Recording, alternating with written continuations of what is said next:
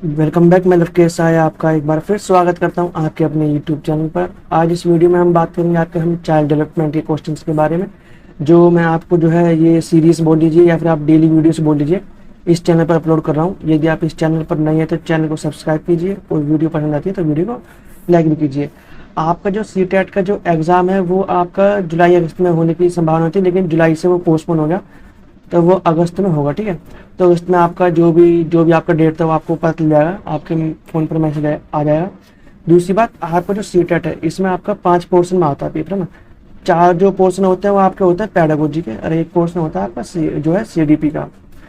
तो ये जो टोटल मिला के बनते हैं, और जो आपके क्वेश्चन है वो 120 और ये बनते हैं 30।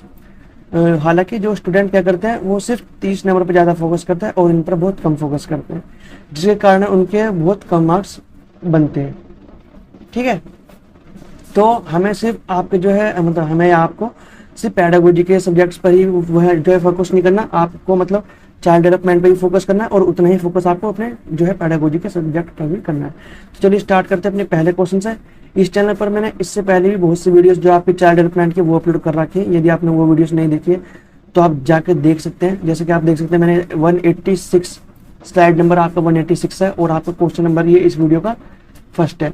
तो यहाँ पर पूछा क्वेश्चन है आपका, प्याजे के अनुसार इनमें से कौन से 4 तत्व विकास को प्रभावित करते थे। वो 4 तत्व बताने जो विकास को प्रभावित करते थे। वो अनुवेशन नहीं, ध्यान नहीं, अवरोधन विकास को प्रभावित करते हैं, और स्मृति नहीं। देखो करते हैं, लेकिन इसमें से जो अनुवेशन जो खोज भी नहीं, ये विकास को जो है विकास को प्रभावित नहीं करती है, तो उसमें वृद्धि करती है। ठीक है, तो ये गलत होगा आपका। सकारात्मक व नकारात्मक पुनर्बलन, प्रस्तुतिकरण, दंड सहायता। देखो सकारात्मक और नकारात्मक जो आपका पुनर्बलन है, री इन्फोर्समेंट है, वो बच्चे की हेल्प करता है कहीं ना कहीं आपकी जो है लर्निंग में, ठीक है, तो विकास में।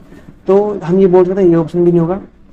भाषा, संस्कृति और सामाजिक प्रभाव, आयु, सम आयु वर्ग, ये भी नहीं होगा, क्योंकि भाषा भी आपकी जो है लर्निंग या फिर आपके जो विकास उसमें आपकी हेल्प करती है, ना कि उससे प्रभावित। मतलब प्रभावित में आपका नेगेटिव पॉजिटिव दोनों बोल रहे हैं।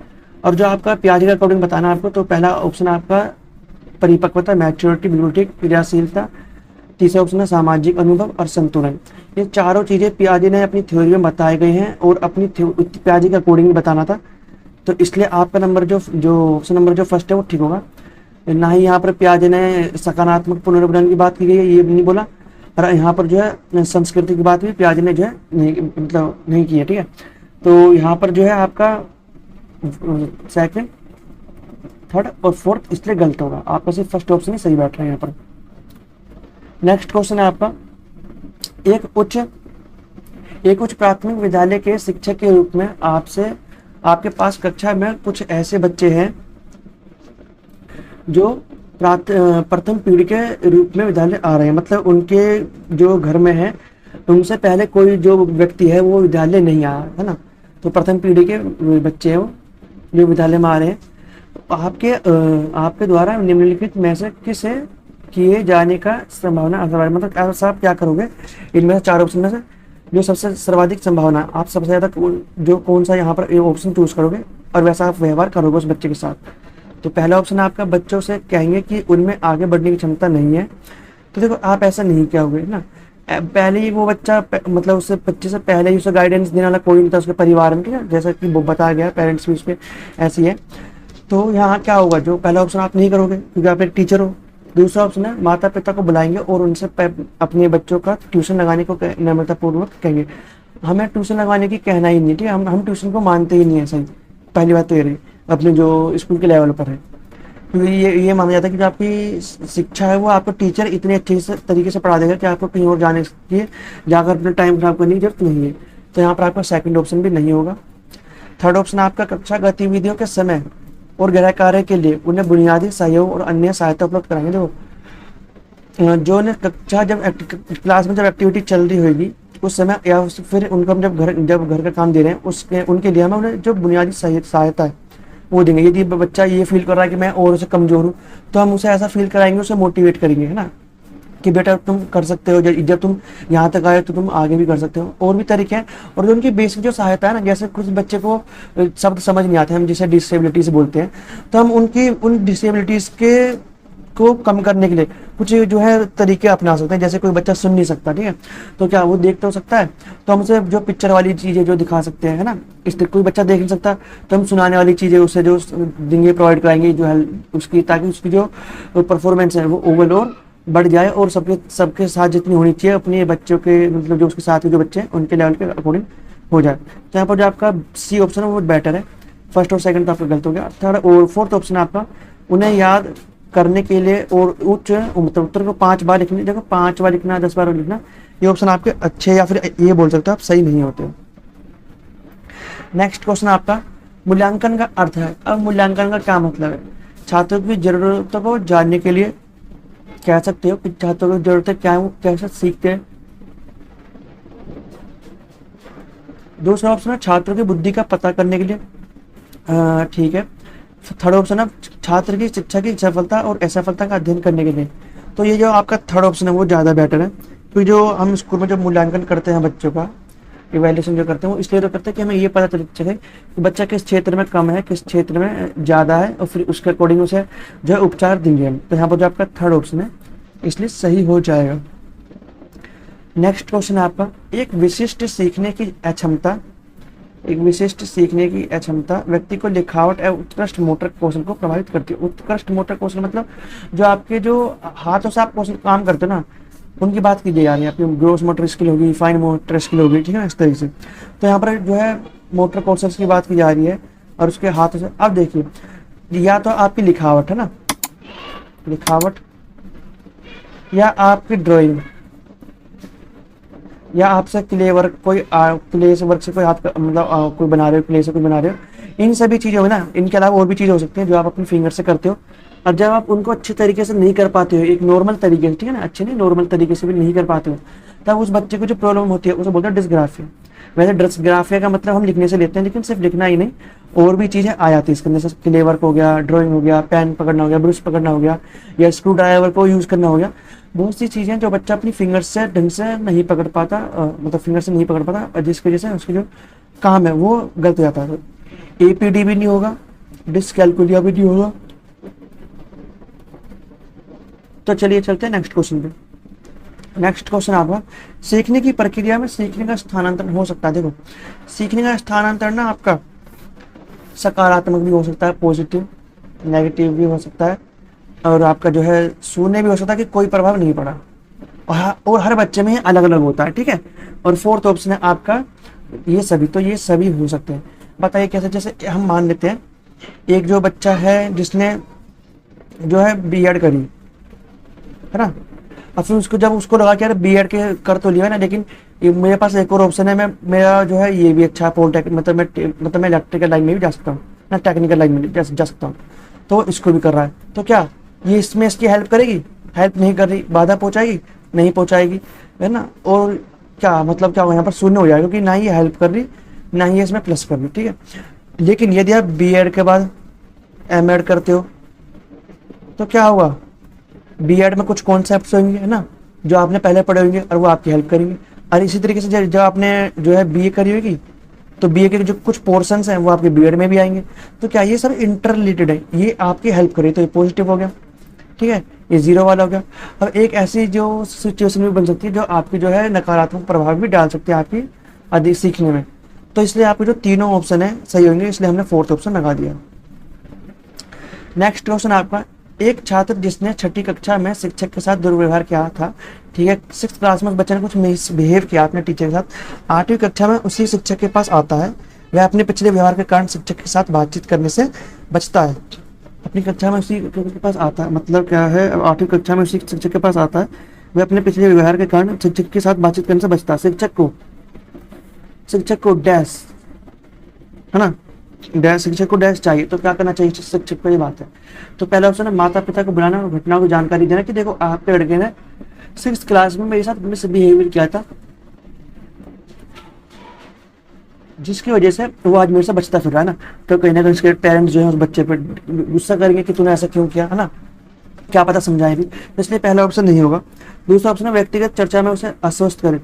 उस बच्चे को हमें ये नहीं दिखाना आप एक टीचर हो, आपको ये नहीं दिखाना कि उसने आपके साथ गलत बिहेवियर किया है और अब वो जो है आपकी क्लास में आ चुका है लड़का, तो आप उसे कम मार्क्स दोगे ना, या फिर उसे परेशान करोगे, है ना। तो ऐसा उसमें डर नहीं आना चाहिए बच्चे में। तो क्या करो, जो डेली लाइफ है, जो जैसा बिहेवियर आप सब बच्चों के साथ कर रहे हो वैसा ही आप उसके साथ करोगे। और जो अगर क्लास में कोई चर्चा चल रही है, डिबेट चल रही है, कुछ किसी चीज़ पर डिसीजन लेना है ना, कोई एक्टिविटी करा रहे हैं, तो हम उस बच्चे को भी उन सभी चीज़ों में जो है इन्वॉल्व करके रखेंगे, ठीक है। तो यहाँ पर जो आपका बी ऑप्शन है वो ठीक होगा, सी ऑप्शन भी नहीं होगा। फोर, जो आपका बच्चों को अनदेखा करना, ये भी नहीं करना, अनदेखा नहीं करना, नहीं तो वो और डरेगा, ठीक है। नेक्स्ट क्वेश्चन आपका, बच्चों को दंड देना मौखिक या गैर मौखिक देना, है ना। तो क्या बोल दिया ना, बच्चों को दंड देना मौखिक या गैर मौखिक देना क्या है, कार्य करने के लिए उन्हें प्रेरित करता है। बच्चों को दंड दे रहे हो आप, ठीक है, और दंड हमेशा आपका जो है नेगेटिव होता है, ठीक है, तो ये बेकार होता है। तो दंड दे रहे हो तो क्या उन्हें प्रेरित करेगा? नहीं, उनमें डर का भावना पैदा कर देगा और कुछ हद तक कुछ अचीवमेंट प्राप्त कर भी सकते हैं डर के मारे। लेकिन जब डर खत्म होगा ना, तो जो उन्होंने अचीवमेंट प्राप्त करी वो एकदम जीरो हो जाएगी एक टाइम पर आके ना, कुछ टाइम बाद ही। तो आपका जो फर्स्ट ऑप्शन है वो गलत होगा, मतलब सही नहीं हो, गलत हो। सेकंड ऑप्शन है बच्चों की छवि की रक्षा करना। तो क्या दंड देने से मौखिक दंड दो या लिखित जो है गैर मौखिक दंड दो बच्चे को, उससे क्या बच्चे की छवि की रक्षा हो रही है? ऐसा तो नहीं हो रहा, उसकी छवि खराब हो रही है। वो सोचेगा यार मैं इतना बेकार हूँ, है ना। दंड किसे मिलता है? नाकारा बच्चों को मिलता है, उसके माइंड में तो ये थिंकिंग बैठ जाएगी ना। तो यहाँ पर जो आपका बी ऑप्शन भी खराब होगा, मतलब गलत होगा। थर्ड ऑप्शन है आपका उनके स्कोरों में सुधार करने।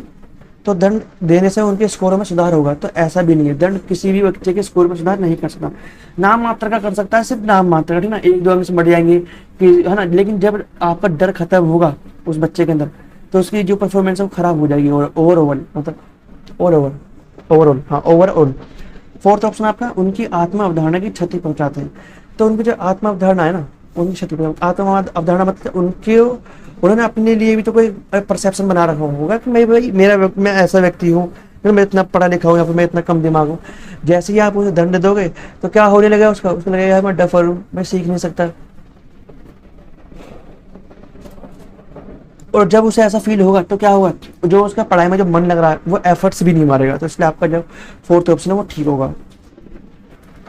नेक्स्ट क्वेश्चन आपका, निम्नलिखित में से कौन सी स्थिति बाल केंद्रित कक्षा कक्ष को प्रदर्शित कर रही है? बाल केंद्रित, देखो ना, हमारा स्कूल आज भी बाल केंद्रित है, ठीक है, पहले नहीं था।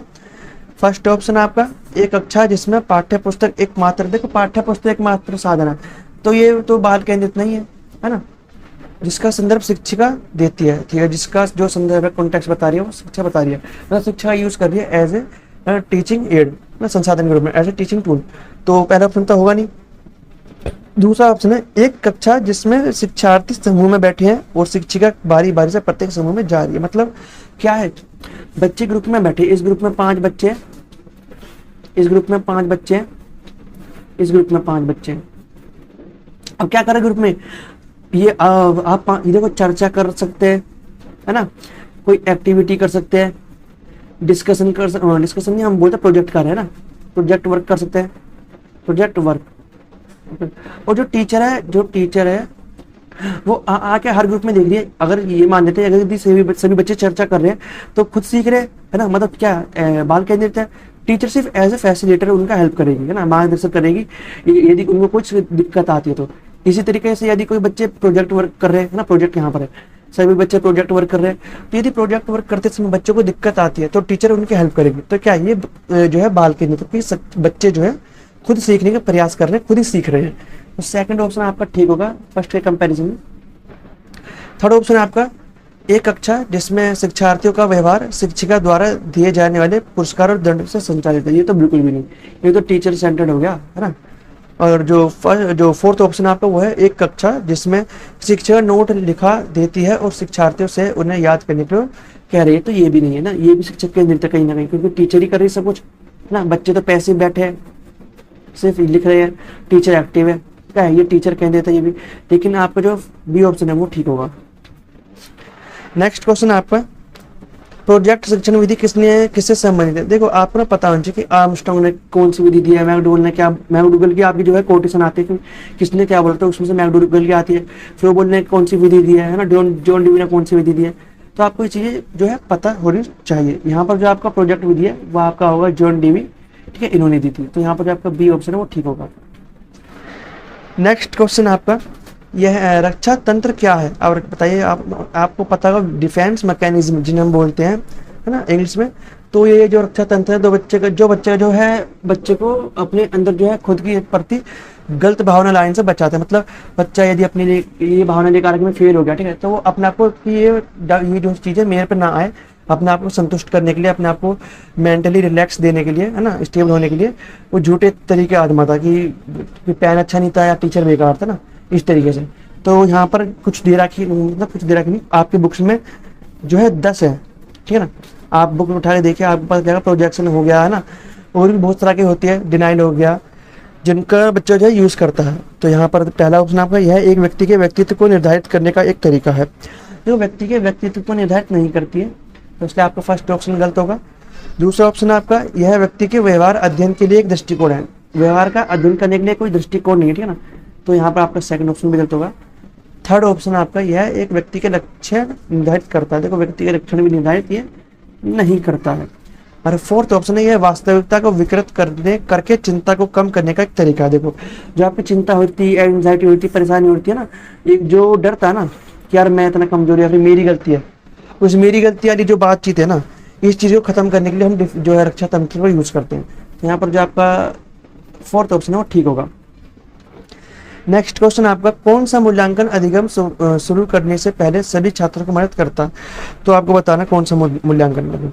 परियोजना आधारित मूल्यांकन, रचनात्मक मूल्यांकन, स्कूल आधारित मूल्यांकन या फिर नैदानिक मूल्यांकन।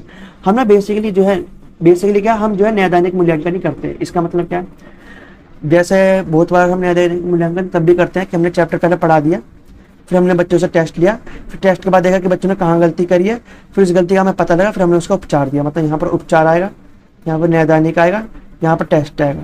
लेकिन हम जो क्या करते हैं, हम कई बार करते हैं सबसे पहले नैदानिक चैप्टर को स्टार्ट करने से पहले ही, ठीक है। और उससे क्या हुआ, हमें ये पता चलेगा कि एनवायरनमेंट चैप्टर के बारे में या किसी भी चैप्टर के बारे में बच्चों की क्या जो थिंकिंग है, बच्चों की क्या मेंटेलिटी है, और यदि कोई मेंटेलिटी खराब है तो हम उसे ठीक करेंगे। देखो, हमें इसमें ना यहाँ पर ये पता चल जाता है कि बच्चा कैसा सोच रहा है, बच्चा कहाँ गलती कर रहा है। जब हमें गलती पता चल जाएगी तो हम जो अपना लेसन प्लान है उसके जो गलती के अकॉर्डिंग है, उसको जो टीचिंग मेथड है वो कैसे सीखना पसंद करता है, उसके अकॉर्डिंग जो है चैप्टर को डिजाइन करेंगे, अपने लेसन प्लान बनाएंगे, और उसके बाद फिर हम बच्चे का टेस्ट लेंगे। फिर उसके बाद भी यदि कोई गलती हमें कहीं और नजर आती है टेस्ट लेने में, तो हम उसको फिर चेंज करेंगे, फिर लास्ट में हम उसका फिर उपचार करेंगे। मतलब यह है कि ये प्रक्रिया चलती रहती है जब तक बच्चा एक चैप्टर में या फिर किसी एक टॉपिक में पूर्ण रूप से जो है गलती बिल्कुल खत्म ना कर दे, ठीक है। तो यहाँ पर आपका डी ऑप्शन है वो ठीक होगा। नेक्स्ट क्वेश्चन है आपका, एक सही शिक्षा कक्षा में, एक सही शिक्षा कक्षा में लड़कों से शिक्षक यह कहता है लड़के बनो और लड़कियों जैसा व्यवहार मत करो, यह टिप्पणी है। तो देखो, जो ये बात है ना कि सही शिक्षा मतलब लड़की और लड़के साथ बैठे हैं और उस क्लास में लड़कियां भी हैं, और जो टीचर वो लड़कों से कह रहा है कि लड़कों किसी बच्चे के चोट लगी है जो भी है, कि लड़के बनो लड़कियों की तरह व्यवहार मत करो। तो पहला ऑप्शन है यहाँ पर लड़के लड़कियों के साथ व्यवहार का एक अच्छा उदाहरण है, बिल्कुल खराब उदाहरण है ना, ये भेदभाव दर्शा रहा है। दूसरा ऑप्शन है लड़के लड़कियों में भेदभाव की रूढ़िबद्धता धारणा प्रकट कर रहा है, बिल्कुल ठीक।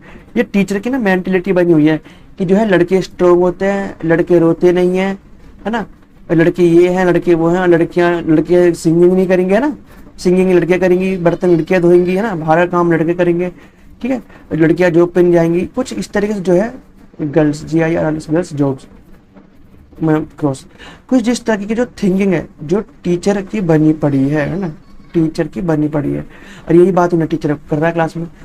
तो जो जेंडर रूढ़िबद्धता को दर्शा रहा है, रूढ़िबद्धता मतलब जो चीज समाज ने क्रिएट करी, ठीक है, ये समाज ने तो बोला है, लेकिन लेकिन आज के टाइम में क्या है, आज के टाइम में आप देख सकते हैं एयर होस्टेस लड़कियां, मतलब लड़कियां भी जो है प्लेन उड़ा सकती हैं, एयर होस्टेस में तो लड़कियां होती हैं, जो है पायलट भी लड़कियां हैं आज के टाइम में। तो क्या ये चीज दर्शाती है कि सिर्फ लड़कियां ही पायलट और जो है कठिन कार्य नहीं कर सकते, लड़कियां भी कर सकती है। तो यहाँ पर जो आपका बी ऑप्शन है वो ठीक होगा, क्योंकि यहाँ पर जो टीचर है ये रूढ़िबद्धता को दर्शा रहा है, बच्चे के माइंड में यही चीज बैठ जाएगी, और फिर वो आगे चल के और लोगों से भी वैसा व्यवहार करेगा, अपने बच्चों से, अपनी वाइफ से, या फिर अपने रिलेटिव से, ठीक है ना, अपने समाज में। तो यहाँ पर जो है क्या होगा, रूढ़िबद्धता बढ़ रही है स्कूल के लेवल से, तो आपका जो बी ऑप्शन है वो ठीक होगा। नेक्स्ट क्वेश्चन आपका, पहचान संकट की अवधारणा किसने दी? तो देखो, आपको पता होना चाहिए कि जो है जो आपका एरिक एरिक्सन है, ठीक है, एरिक एरिक्सन, ये रहे आपको सेकंड नंबर पर, इन्होंने जो है कुछ लाइफ को जो है कुछ पार्ट्स में डिवाइड कर दिया, हम इन्हें स्टेजेस में बोल सकते हैं। जिन्होंने बताया कि बच्चे का विकास स्टेजेस में होता है, जिस तरीके से चीन प्याज ने बताया। और उन्होंने कुछ संकट बताए कि इन्होंने वैस है ना, बनाम, जिसे हम बोलते हैं हिंदी में बनाम, ये बनाम ये बनाम ये बनाम ये, इस तरीके से बताया गया है। तो यहाँ पर जो आपका बी ऑप्शन है वो ठीक है। नेक्स्ट क्वेश्चन आपका, एक कक्षा में एक छात्र शिक्षक से एक प्रश्न पूछता है, एक, ठीक है, और जवाब शिक्षक को नहीं पता। एक शिक्षक के रूप में आपको डैश करना चाहिए, तो आप क्या करोगे? बच्चे की उपेक्षा करो और शिक्षण जारी रखेंगे, मतलब बच्चे पर ध्यान नहीं देंगे, उसके जो क्वेश्चन है, ठीक है, किसी कोई बात नहीं, बोल दिया जो बोल दिया उसको इग्नोर मारते हुए ये मान सकते हैं आप, और अपने चैप्टर को जारी रखना। दूसरा ऑप्शन है शर्म महसूस करना कि आपको जवाब नहीं पता, कि यार बच्चे ने पूछ लिया मुझे पता ही नहीं। तो वहाँ पर आपको लगेगा ना कि यार इतने सारे बच्चों के बीच में टीचर बच्चे क्या सोचेंगे मेरे बारे में। तो सेकंड ऑप्शन भी नहीं होगा आपका, फर्स्ट ऑप्शन भी नहीं होगा।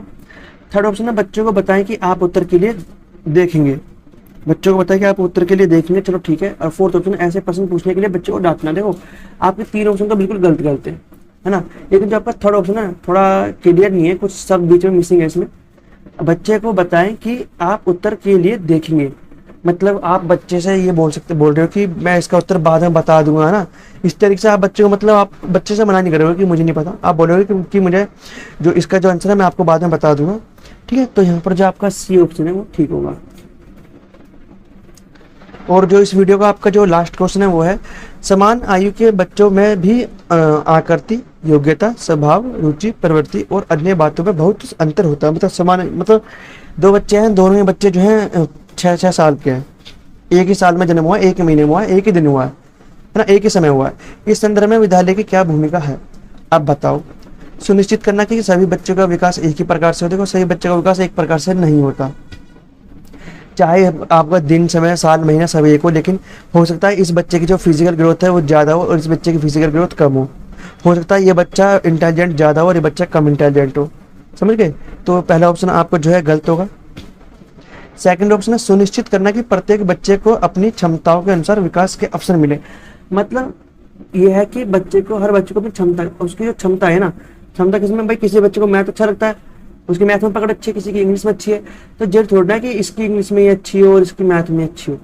इसको इंग्लिश अच्छी तो इंग्लिश में बढ़ोतरी करे, इसको मैथ में अच्छी, इसे मैथ के लिए प्रोत्साहित किया जाए। और यदि कोई तीसरा बच्चा है तो यदि उसे स्पोर्ट्स पसंद है तो उसे स्पोर्ट्स के लिए जो है प्रोत्साहित किया जाए, उसका अवसर दिया जाए, तो ये हो सकता है। तो यहाँ पर जो आपका बी ऑप्शन है वो ठीक होगा।